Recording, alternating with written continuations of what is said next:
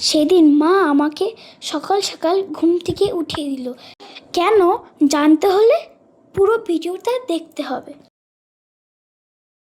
Hello everyone, আমি বিদ্যা। তোমরা সবাই কেমন আছো?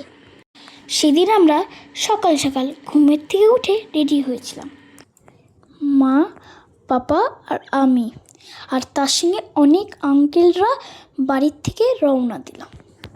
গাড়িতে সব লাগেজগুলো গুছিয়ে আমরা রওনা দিয়েছি পুরুলিয়ার উদ্দেশ্যে।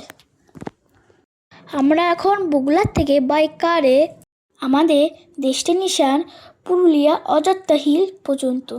রাস্তায় অনেক সুন্দর সুন্দর দৃশ্য দেখে আমরা অনেকটা পথ পৌঁছিয়ে গেলাম।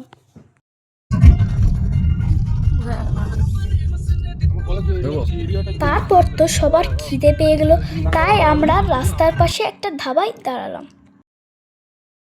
আর সেখান থেকে লাঞ্চটা সেরে নিলাম।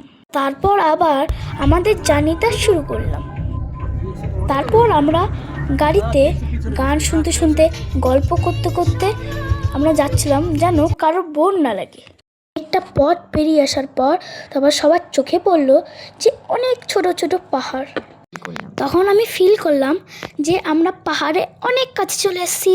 তখন আমি খুব এক্সাইটেড ছিলাম, আমার খুব ভালো লাগছিল। আমরা অনেক পথ পেরিয়ে আসার পর আমরা কিছু স্ন্যাক্স, কোল্ড ড্রিঙ্কস নিয়ে নিলাম।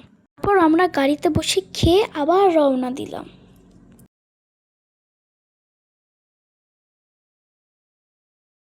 রাস্তার পাশে কিছু পলাশ ফুল দেখে আমার পাপা আমার মাকে, ফুলগুলো অনেক সুন্দর ছিল, গাছটাও অনেক সুন্দর ছিল। গাড়ির থেকে আমিও নেমে ফুল কুড়িয়ে খেলছিলাম। এভাবে আমরা প্রায় পৌঁছিয়ে গেলাম। তখন অনেক বিকেল।